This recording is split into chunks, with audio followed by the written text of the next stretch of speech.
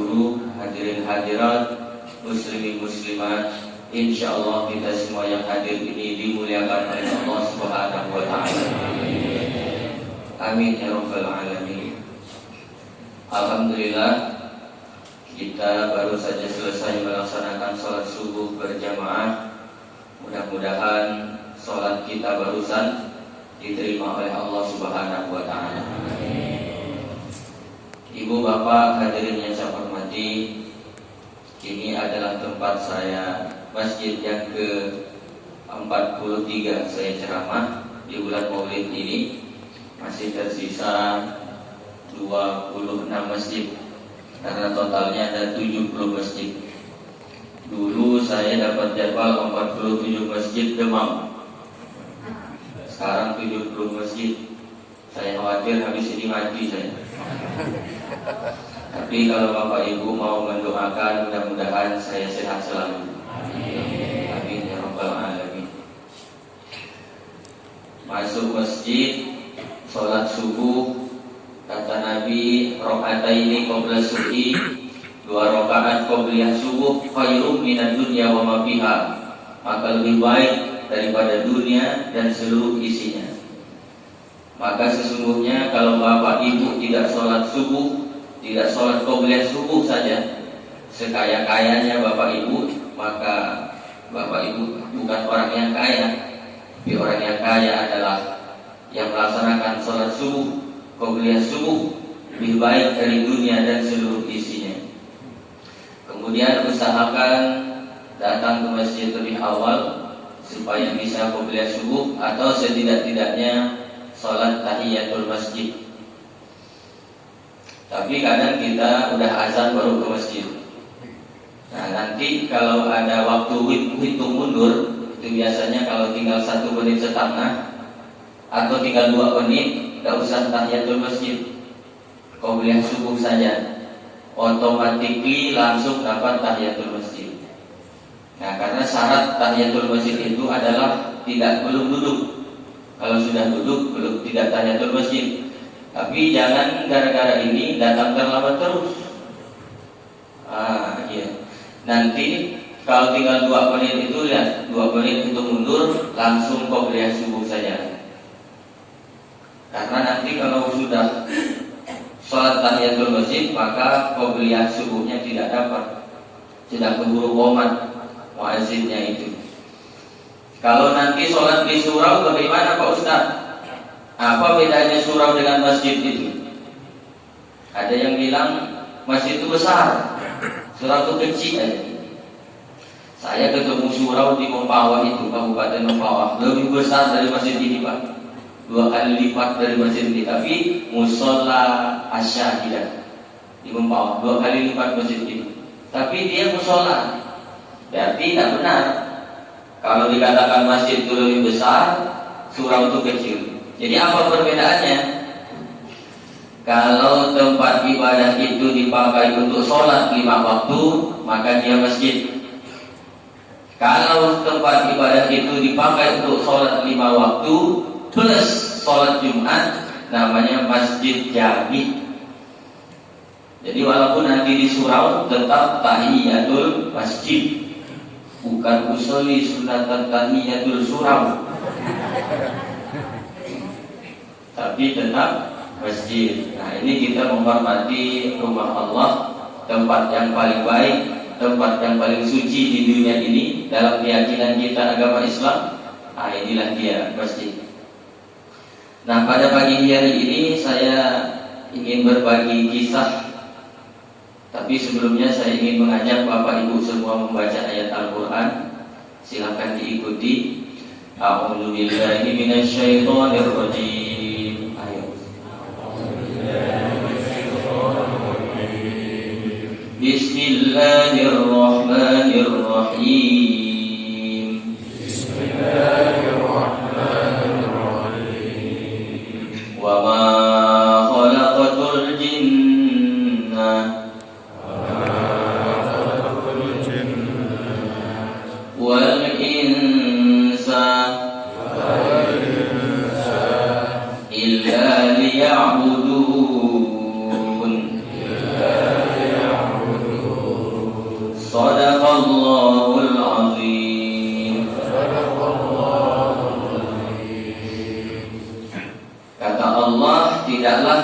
menciptakan jin dan manusia itu kecuali hanya untuk beribadah kepadaku.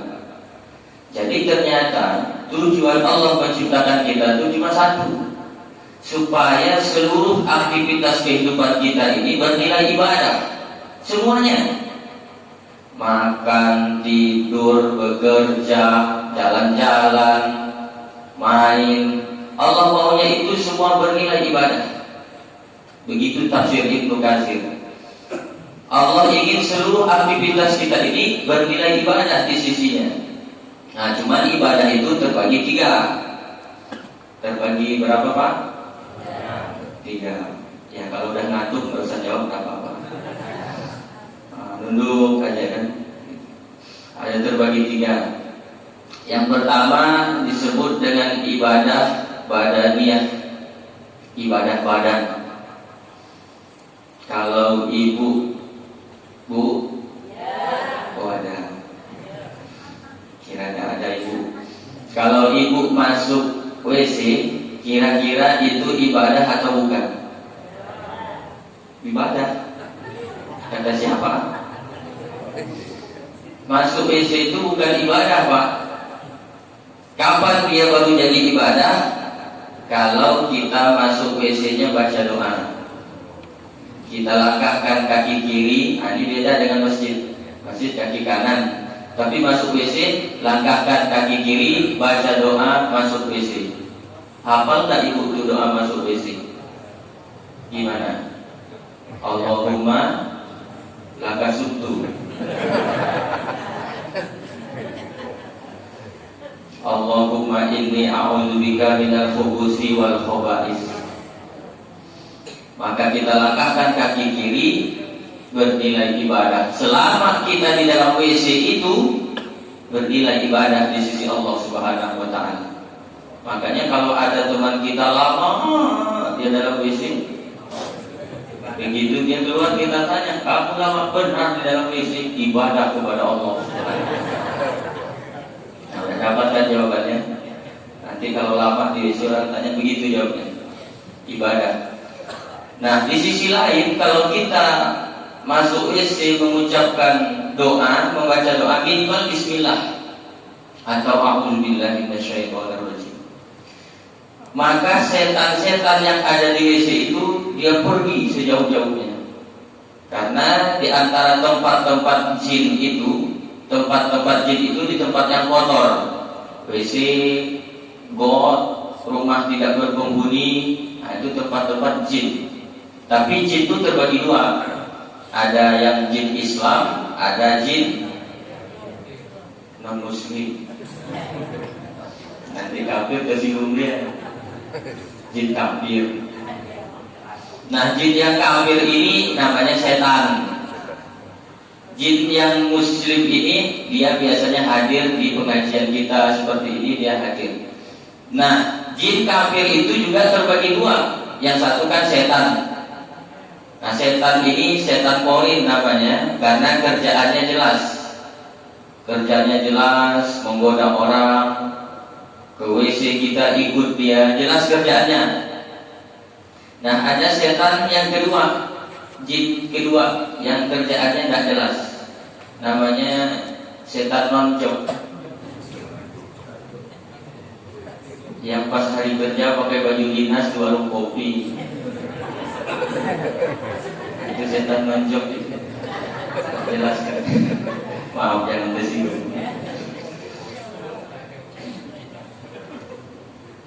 Jadi setan, makanya setan yang noncok ini tak punya kerjaan dia. Nah, inilah yang bisa diajak untuk bersekutu dengan dukun. Jadi dia tuh letaknya di dalam WC. Dalam WC, makanya ibu ketika tidak baca doa masuk WC, jin noncok tuh ada di situ. Ditengoknya ibu buka baju, ibu buka ini, dia udah mau streaming nih, nah, siaran langsung pakai HP.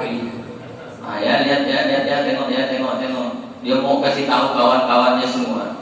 Tapi begitu ibu masuk baca doa, a'udzubillahi minasyaitonirrajim, lalu baca doa, maka tadi dia yang mau streaming langsung lobet HP. Nah, nggak bisa. Makanya selalu baca doa masuk WC. Selain bernilai ibadah, menjauhkan jin, setan, hantu, genderuwo, sundel bolong, kisah-kisah, kopi ngepek. Oh, itu dia. Yang orang-orang sebut di film-film itu genderuwo, sundel bolong, suster ngesot, kopi ngepek, jelangkung, sesungguhnya itu adalah setan nonjok yang tak punya kerjaan. Itu kerjaannya nakut-nakuti orang itu. Nah, tapi setan yang jelas kerjanya namanya setan pori. Kemana saja kita pergi, dia akan ikut. Dia akan ikut. Bapak kalau makan tidak baca doa, makan itu ibadah atau bukan, Pak? Bukan. Karena binatang juga makan, setan makan juga, ikan makan juga. Apa bedanya makan binatang dengan makan kita? Mestinya makan kita itu bernilai ibadah kepada Allah. Caranya baca doa, pakai tangan kanan, sebaiknya duduk. Itu sunnah Rasulullah. Makan pakai tangan kanan, baca doa, duduk. Itu sunnah Rasulullah.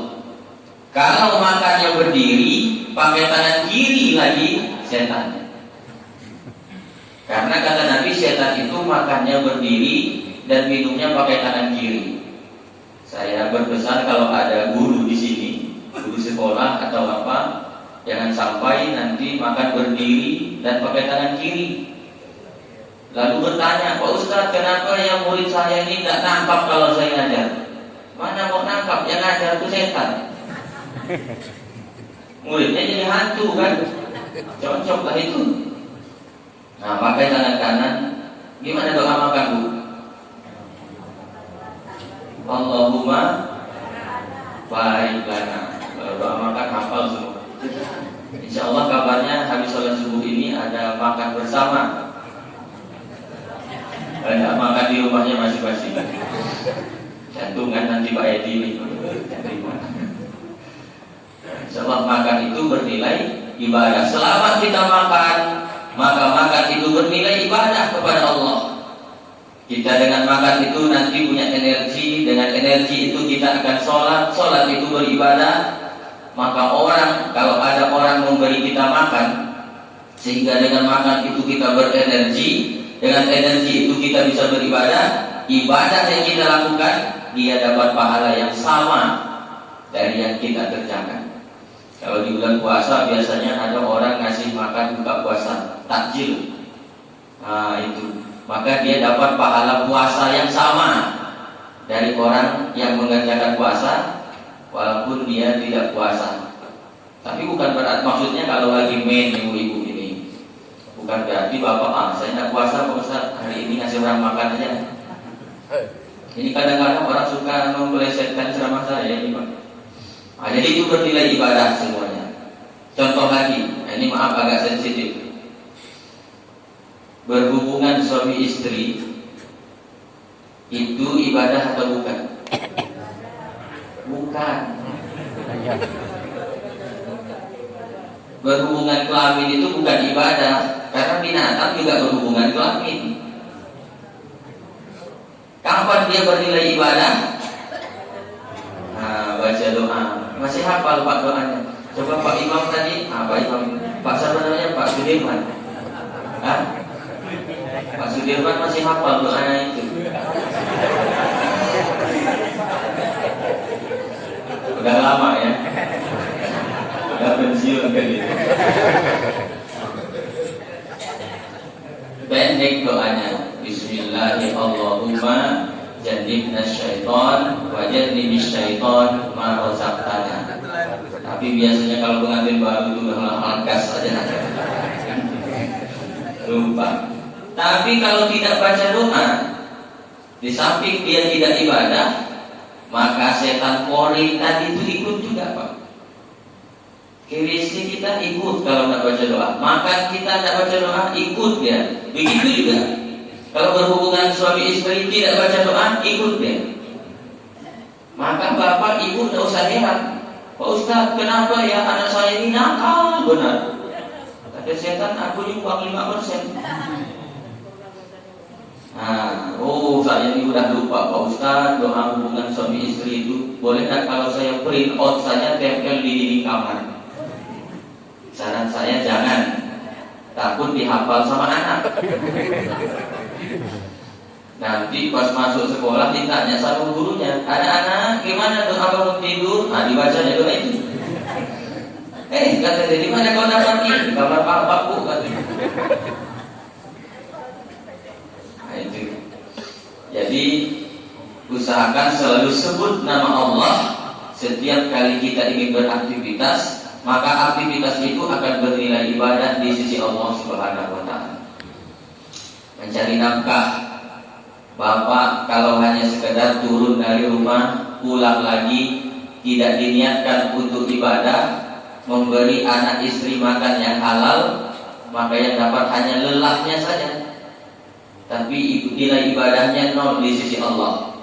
Maka turun dari rumah, bacalah doa, Bismillahi tawakkaltu 'ala Allah, la haula wala quwwata illa billahil aliyyil azim. Maka setiap langkah kaki, ayunan tangan, hembusan nafas, detak jantung, kedipan mata bernilai ibadah di sisi Allah Subhanahu wa taala. Gitu dia, Pak. Kalau sudah karena Allah kita bekerja, insya Allah tidak mau kita mengambil yang bukan hak kita. Kita sadar apa yang kita lakukan ini telah akan dimintakan tanggung jawab di hadapan Allah Subhanahu wa taala. Tapi orang yang yakin bahwa rezeki sudah dijamin oleh Allah, tidak mau dia mengambil yang bukan haknya, tidak mau dia ngimpit tanam orang, tidak mau dia ngambil got orang, tidak mau, karena nanti akan dituntut di hadapan Allah. Biar bapak ibadahnya luar biasa, tapi pernah mengambil hak orang ketika di dunia ini, di akhirat akan Allah tuntut. Dalam hadis riwayat Muslim, nomor hadisnya 5611. Ada nanti orang itu di akhirat, waktu di dunia rajin dia sholat, tapi begitu dia setor pahala sholatnya di hadapan Allah, lalu datang orang menuntut, sebentar ya Allah, di dunia dia memang rajin sholat, tapi dia pernah menzolimi saya. Apa kezolimannya? Kata Allah, dia pernah mengambil tanah got saya, sehingga tiap tahun hujan saya kebanjiran. Kenapa tidak tahu lawan? Mana mau aku lawan, ya Allah, dia polisi. Maaf kalau ada polisi. Ini polisi belum India, Pak. Di Indonesia sih insya Allah. Tapi tidak jauh saja. Mana mau selawan, kata dia polisi. Begitu saya mau lawan, dikeluarkannya pistolnya, balik lagi saya. Nah di dunia mungkin dia bisa kalah, tapi nanti di akhirat semuanya akan dimintakan tanggung jawab di hadapan Allah Subhanahu wa taala. Makanya yakin kita, karena rezeki kita itu jangankan diambil orang, tertukar saja tidak. Makanya tak usah kita mengambil kiri kanan, depan belakang, sikut kiri kanan, teman jadi lawan jadi teman, asal dapat materi. Tidak perlu, karena rezeki kita sudah dijamin oleh Allah Subhanahu wa taala. Wa ma min dabbatin fil ardi illa 'ala Allahi rizquha. Seluruh makhluk Allah di permukaan bumi ini, bahkan di luar angkasa kalau ada, sudah dijamin rezekinya oleh Allah. Pernah tak Bapak lihat cecak di dinding? Ada tak cecak yang stres? Harusnya stres cecak itu. Kenapa? Dia nempel di dinding, makanannya terbang semua. Harusnya kan dia protes sama Allah. Ya Allah, apa engkau tidak salah desain ini? Kami kau ciptakan nempel di dinding, makanan kami terbang semua. Gimana kami mau makan? Kata dia. Tapi cecak tenang, kiri kanan, tengok aja. Dari kecil kan kita sudah tahu itu. Cicak-cicak di dinding, diam-diam merayap, datang seekor nyamuk. Coba lihat nyamuk yang datang. Lalu tidak mengatakan cicak lompat ke nyamuk, pastilah lompat dia ke bawah kan. Itu menandakan bahwa rezeki kita sudah dijamin oleh Allah. Semuanya tinggal kita ikhtiar. Tapi jangan gara-gara ceramah ini lalu Bapak tidak bekerja. Bang, kata istrinya, abang nak buka toko hari ini, rezeki kita sudah dijamin oleh Allah Subhanahu wa Ta'ala. Nanti tengah hari tak masak bininya. Dek, kenapa kau tak masak? Abang mau makan. Rezeki kita sudah dijamin oleh Allah Subhanahu wa Ta'ala. Satu zaman. Tentang ikhtiar itulah bernilai ibadah. Kalau bapak sakit, ikhtiar tak? Memang ada ayat Al-Quran ketika Nabi Ibrahim sakit itu, wa idza maridtu fahuwa yashfi. Kalau aku sakit, kata Nabi Ibrahim, dialah yang menyembuhkan, Allah. Nah, ini orang kalau sepotong-sepotong baca ayat ini nanti tidak mau berobat. Wah, bapak udah berapa lama sakit? Udah sebulan. Tidak berobat. Kalau sembuh kata Allah nanti sembuh nanti. Nah, berobatnya itu bernilai ibadah. Ikhtiar. Kalaupun sembuh itu datangnya dari Allah. Makanya penting punya dokter yang paham agama. Ketika mengobati orang, Pak, kami ini dokter hanya mengobati. Sembuh itu datangnya dari Allah Subhanahu wa Ta'ala. Bahkan kalau bapak berkeyakinan bahwa dokter itulah yang menyembuhkan, rusak iman kita. Ini karena dokter ini saya sembuh, rusak imannya itu. Sembuh datangnya dari Allah. Yang mengobati dokter, yang berikhtiar kita. Ikhtiar itu bernilai ibadah di sisi Allah. Nah, itulah namanya ibadah badan. Yang pertama. Ini kita sampai jam berapa, Pak? Sampai ini? Sampai jam 7. Ini undang apa kontrak? Saya sih insya Allah di mana-mana 1 jam. Ada airnya ya. Biasanya 1 jam sesuai dengan air minum yang disiapkan oleh panitia. Aqua botol 600 ml. Apa ini nampaknya 250 ml. Berarti 24 menit ya. Terima kasih. Kita lanjutkan sedikit lagi. Ini subuh kita tidak usah lama-lama. Biasanya orang ini ngantuk. Mungkin bapak mau jogging lagi, beraktivitas, olahraga, gitu kan, dan seterusnya. Nah itu dia ibadah badaniah yang pertama. Ibadah badaniah itu tidak terbatas Bapak Ibu, tidak ada batasnya. Hampir di seluruh aspek kehidupan kita ini ada ibadah badan. Ibadah badan itu ada. Misalkan ada duri atau paku di jalan, kita pikirkan, dilihat oleh Allah, bernilai ibadah. Dan jangan meremehkan amal yang kecil Bapak Ibu. Karena boleh jadi amal yang kecil itulah yang lebih ikhlas kita kerjakannya, dan itu yang mengantarkan kita ke surga. Masih ingat hadis riwayat Bukhari dan Muslim yang menceritakan tentang umat Bani Israel yang hanya karena gara-gara memberi air minum anjing seorang pelacur dimasukkan oleh Allah ke dalam surga. Nah itu Allah memandangnya dengan rahmat, dengan kasih sayangnya. Hanya saja jangan gara-gara hadis ini lalu pulang nyari anjing ke sini. Ini cerita umat Bani Israel. Karena sayangnya dengan binatang. Orang yang imannya mantap, imannya yang sudah baik, maka tidak mau berbuat kezaliman sekecil apapun, termasuk kepada binatang. Makanya kata Nabi, kalau kau nanti mau menyembelih hewan, asap pisaunya di belakang. Dan ada satu riwayat dijelaskan, ada seorang sahabat Nabi lupa mau menyembelih kambing, diikatnya kaki kambing, diinjaknya kepalanya, diasapnya pisau itu depan mata kambing. Nabi lewat. Merah muka Nabi, marah dia. Kata Nabi, aturidu antu kita au mauta adin? Apakah kau akan membuat kami ini mati berkali-kali? Memangnya kenapa wahai Rasulullah? Kalau kau mau menyembelih kambing, asap pisaunya di belakang. Jangan asap pisau di depan mata kambing. Ucaplah kambing itu. Artinya apa? Jangan menakut-nakuti kambing. Gitu. Termasuk ini bapak-bapak mungkin pernah mengerjakannya. Misalkan kalau kita mau membunuh nyamuk, itu harus sunnahnya itu sekali tampar langsung mati. Nah, itu sunnahnya. Jangan ditampar nyamuk masih hidup. Nah, patahkan sayapnya satu. Nah, cabut sayapnya. Nah, mutar dulu ya, mutar. Kasih tahu kawanmu, diomongin lagi, jangan datang di sini.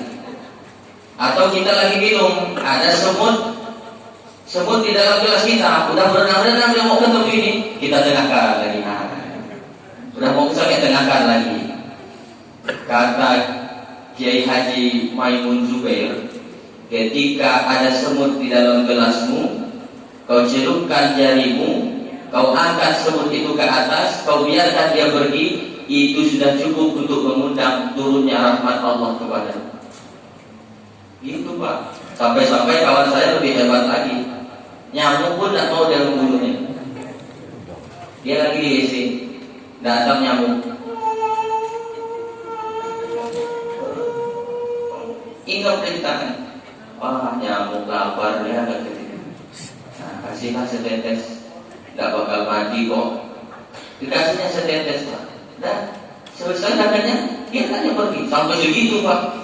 Tidak mau bunuh binatang. Tapi saran saya, Bapak jangan begitu. Soalnya khawatirnya dia undang bawa geng. Itu Bapak itu baik, ayo kita seru. Nah, ini dalam rangka kasih sayang kita kepada makhluk Allah yang lain. Kalau kau sayang dengan makhluk di muka bumi ini, kata Rasulullah, seluruh yang ada di langit akan sayang kepadamu. Nah, gitu. Selanjutnya ibadah yang kedua. Kalau Bapak udah letih, yang terakhir Pak Ustaz gitu ya.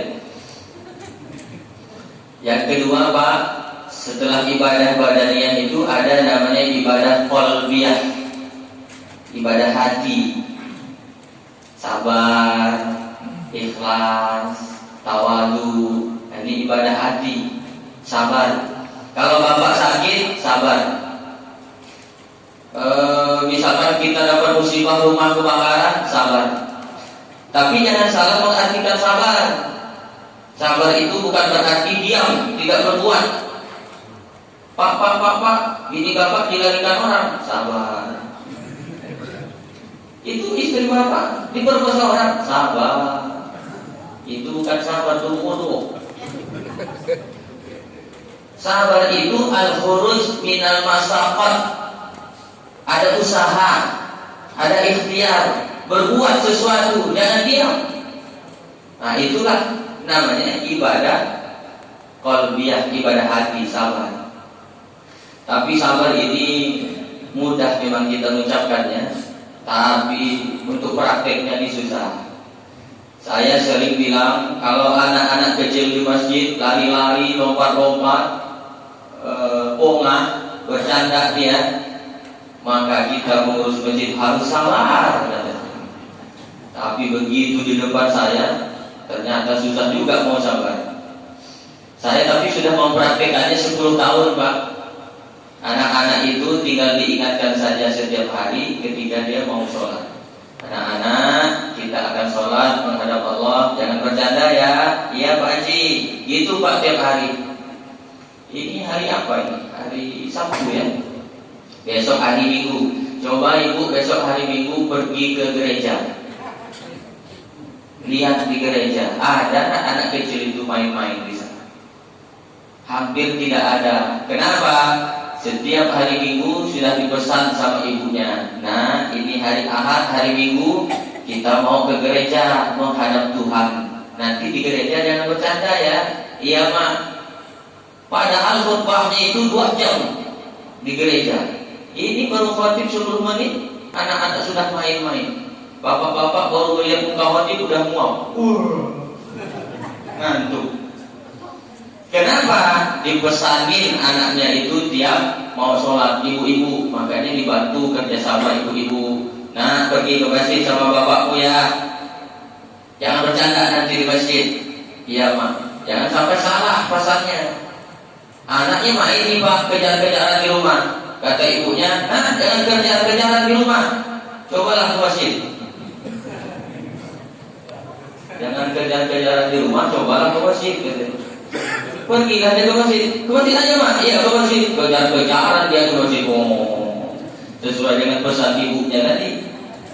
Yang Pak Imam di masjid ini darah tinggi, jantungan. Begitu melihat anak kecil kejar-kejaran pas mau sholat, naik darah tingginya. Kalian jangan bercanda kejar-kejaran di masjid. Langsung mati terdekam. Yang anak-anak ini bawa HP di foto, masukkannya ke Facebook. Pak Imam mati terdekam. Ngangkap. Oleh karena itu sabar menghadapi anak-anak. Ada teman saya, Ustadz dia, kemana-mana ceramahnya itu tentang sabar.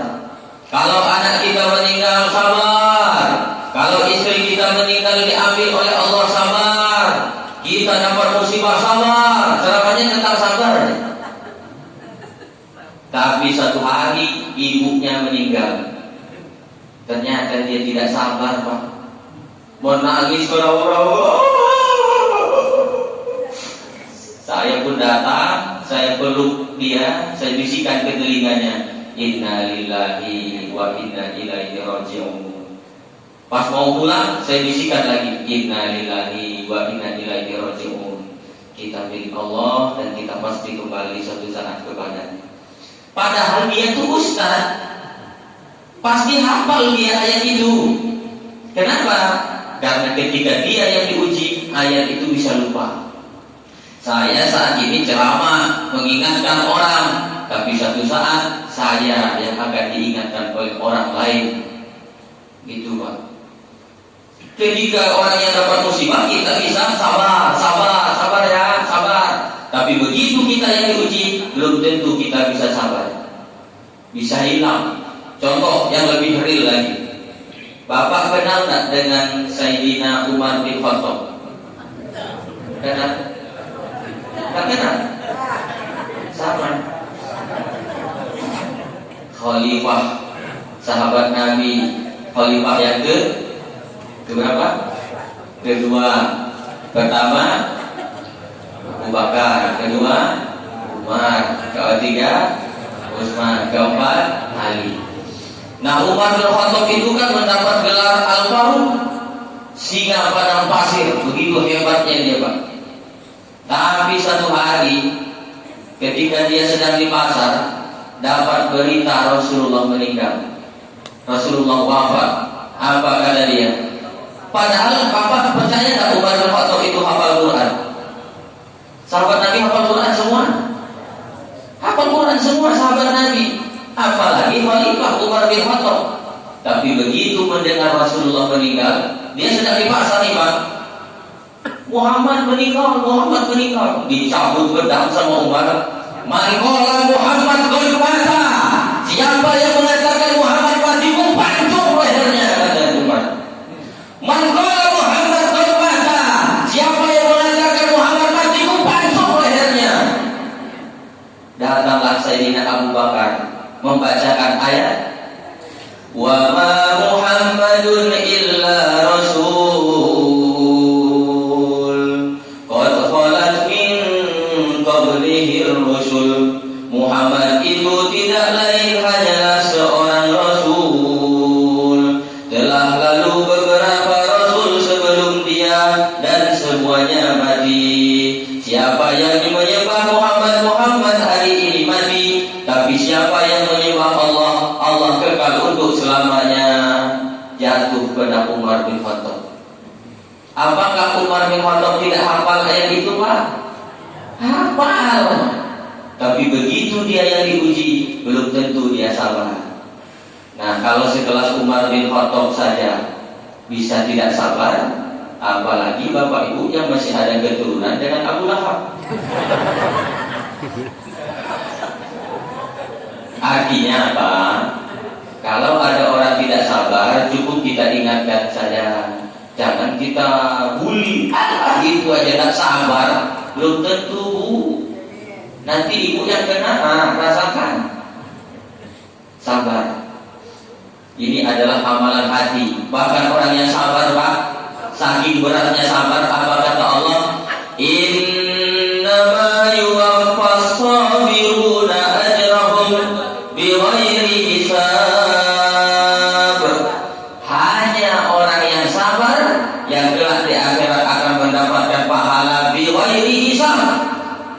terbatas. Pahala orang sabar itu tidak ada batasnya, Pak. Makanya banyak-banyak kita bersabar dengan catatan tetap berbuat, bukan berarti diam tanpa berbuat apa-apa. Nah, itulah sabar. Bapak paling sabar kalau bininya meninggal, kan? Buktinya tidak ada yang nangis tuh, saya lihat. Jarang ada bapak-bapak bininya meninggal nangis, itu jarang. Sabar dia. Betul, Pak? Loh, kok ibu yang betul? Tidak yakin dong. Sabar apa takut, Pak? Nanti bilang sabar. Nanti pas di belakang, kan sabar kan ya. Ada istri saya di belakang. Nanti pulang saya direbusnya. Sabar. Saya sudah pernah tuh beberapa kali ketemu bapak-bapak bininya meninggal. Dia tenang aja, Pak, tenang. Pak, bininya meninggal. Iya, Pak Ustaz. Sedih Bapak? Enggak, Pak Ustaz. Kenapa, Pak? Udah lama aku tunggu. Baru hari ini Allah kabulkan doa saya. Masya Allah. Ada juga bapak-bapak yang begitu, Pak. Udah lama dia mendoakan istrinya cepat mati. Cuman saya ini istrinya itu panjang pula umurnya. Tapi ada juga yang saya tanya, Pak, kenapa istrinya meninggal Bapak tidak sedih? Pak Ustaz, apapun yang kita miliki di dunia ini adalah titipan Allah Subhanahu wa Ta'ala.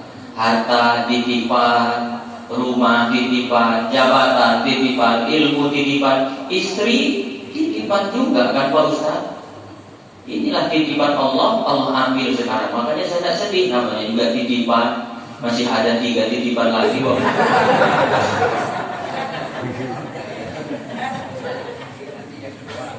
Sabar ya.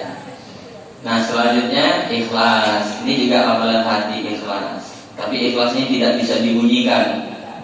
Justru kalau dibunyikan itu tidak ikhlas. Saya ikhlas, Pak. Ada ikhlas saja. Ada ikhlas, ikhlas saya, Pak. Ada ikhlas, saya ikhlas, Pak. Ikhlas minta budi. Oh iya, namanya ikhlas. Kalau dia tadi Pak Soleh, itu Soleh. Jadi ikhlas. Kalau Bapak sudah ditakdirkan oleh Allah punya istri, ya nikmatilah, ikhlas saja. Nikmati, jangan banyak nuntut. Ibu-ibu juga gitu. Jangan iri dengan suami tetangga. Kenapa suami saya tidak pejabat? Kenapa suami saya tidak ganteng? Ya rawat aja lah, yang ada itu ikhlas. Bapak itu juga, istri yang ada di rumah itu syukuri aja. Jangan iri dengan istri tetangga. Melihat istri tetangga, nitik aja liur. Melihat istri seorang, nitik aja mata. Dan Bapak harus camkan, orang yang ikhlas itu, orang yang tidak ikhlas itu cirinya cuma satu, Pak. Orang yang tidak ikhlas cirinya cuma satu. Apa tuh, Pak Ustaz? Kecewa. Orang tidak ikhlas itu pasti kecewa. Ibu kalau tidak ikhlas ngomongnya gini, tahu suami saya nakal gatal gini, mestinya dulu saya nikah sama dia. Mestinya saya itu pilih yang soleh, yang bijaksana. Masalahnya yang soleh itu tidak mau sama ibu. Ikhlas ya. Bapak gitu juga. Tahu anak saya nakal gini, mestinya dulu tidak dilahirkan. Kata ibu, Pak, aku yang melahirkan bukan Bapak. Ibu kalau ngomong gitu, mestinya dulu kau tidak melahirkan. Ada ikhlas saja. Gimana tidak dilahirkan udah bergede begitu, udah besar. Maka latih hati kita untuk selalu ikhlas. Wa ma umiru illa liya'budullaha mukhlishina lahu-d-din. Allah tidak memerintahkan kita untuk beribadah kecuali hanya dengan ikhlas. Terakhir, habis waktunya apa? Amal yang terakhir setelah tadi badannya, badan, yang kedua qalbiyah, hati, yang ketiga amal maliyah, amalan harta. Ini agak berat amalan ini dibanding dengan amal-amal yang lain. Ada yang berat juga. Harta, amalan harta yang paling tinggi zakat. Bapak kalau punya gaji 2 juta, dapat kena zakatnya 2,5%. 1 juta, kalau misalkan sudah dapat gaji tetap 1 juta, diambil 2,5%, berapa? 25.000. Kalau gajinya 4 juta, 100.000. Nah, yang sudah punya gaji pokok 4 juta, keluarkan zakatnya 100.000. Tiap bulan Pak Ustaz? Boleh, tiap bulan 100.000. Setahun aja Pak Ustaz 1.200.000, nggak apa-apa, boleh juga. Cuman saran saya bagusnya tiap bulan, karena ringan 100.000. Soalnya kalau sudah 1.200.000, memang jumlahnya sama, tapi setannya beda. Kalau sudah 1.200.000, bukan cuma setan asli yang menggoda, teman kita juga menggoda Pak. Mau kemana Bu? Mau bayar zakat. Berapa? 1.200.000. Apa? HP S7 sekarang 1.100.000 Bu. Kalau ibu beli HP, dapat HP baru masih sisa 100.000. Iya juga ya, Anda jadi saya bayar zakat. Nah, saya selalu menggoda. Kalau ada kawan model begitu Bu, langsung bacakan ayat kursi. Allahu la ilaha illallah hayyul qayyum la ta'khudhuhu sinatun wa la naum.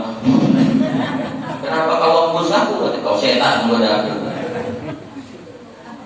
Karena yang menggoda kita ini dua, alladzi waswisu fi sudurin nas minal jinnati wan nas, dari golongan jin dan manusia.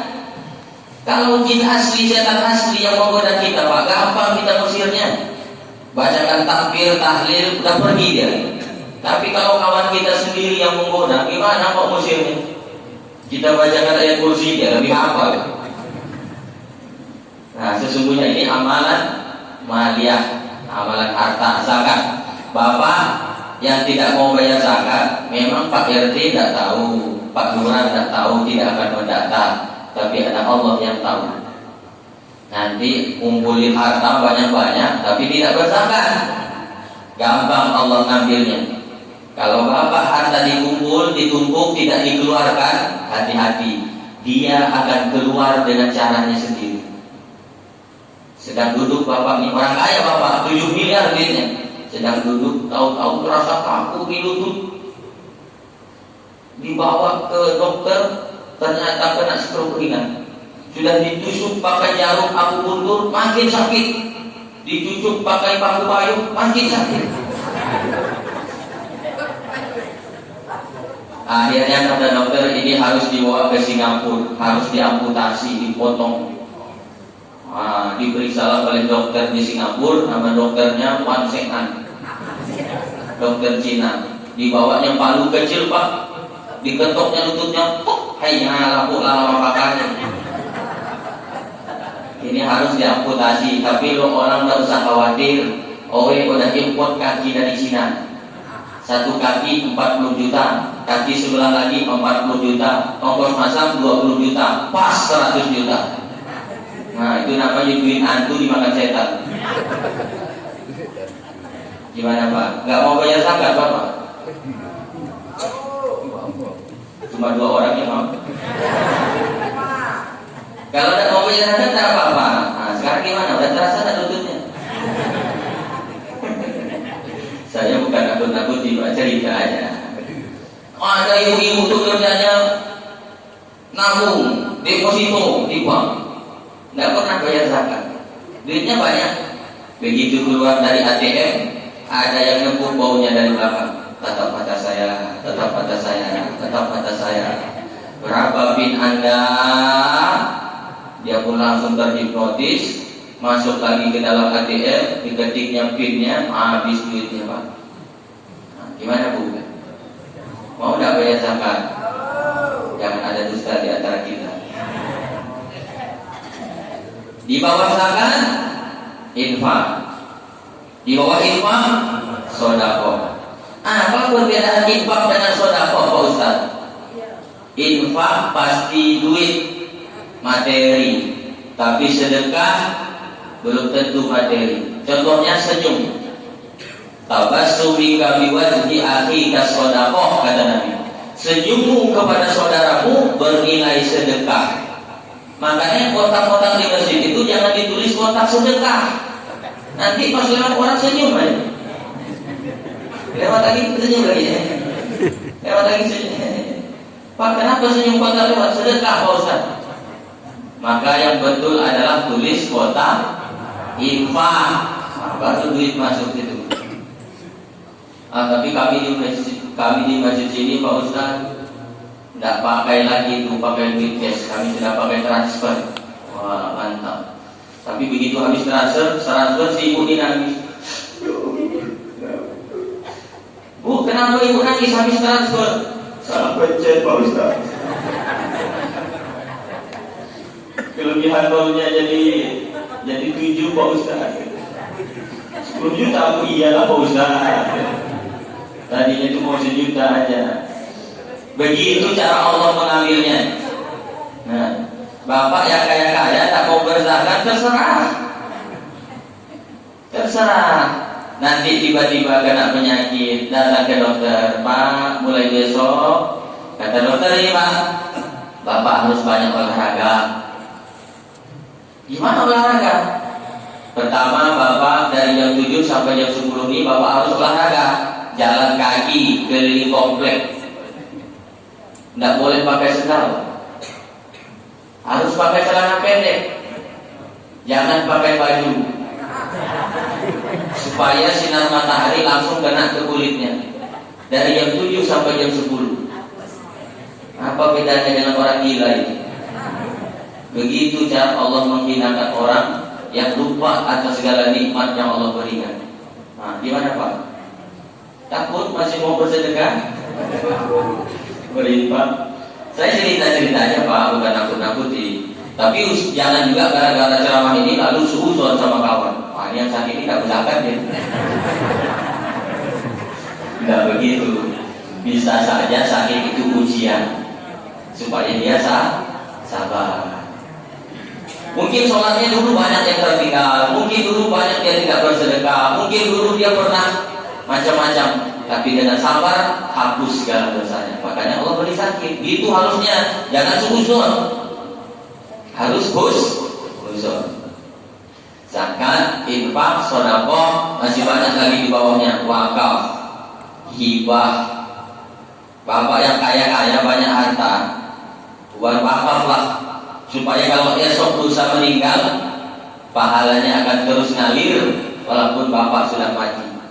Ada orang mengatakan, untuk apa cari harta? Harta tak dibawa mati. Rubah sekarang konsep itu. Cari harta sebanyak-banyaknya dan bawa mati. Mobil bapak berapa? 3. 1 saya pakai, 2 saya wakafkan. Wakaf ambulan untuk ibu-ibu melahirkan, wakaf ambulan untuk masjid. Maka walaupun bapak sudah meninggal, dapat terus ngalir pahalanya.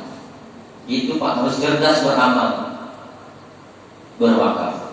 Nah, itulah Bapak Ibu yang dapat saya sampaikan pada pagi hari ini. Saya rasa sudah lebih 1 jam ini. Mudah-mudahan masih mau mendengar ceramah saya. Insya Allah jumpa lagi nanti malam di mana Pak? Nah, di Wabur Rahman. Insya Allah pada Isya. Kalau hadir, kalau sempat hadir silakan. Insya Allah berkah. Demikianlah yang dapat saya sampaikan. Terima kasih dan mohon maaf kalau ada ucapan saya yang tidak berkenan di hati, menyinggung perasaan atau tidak sopan. Mohon kiranya dibukakan pintu maaf yang sebesar-besarnya. Apakah Bapak Ibu mau memaafkan saya? Ya, selesai. Kita duduk dengan doa. Mari Bapak Ibu kita sempurnakan dengan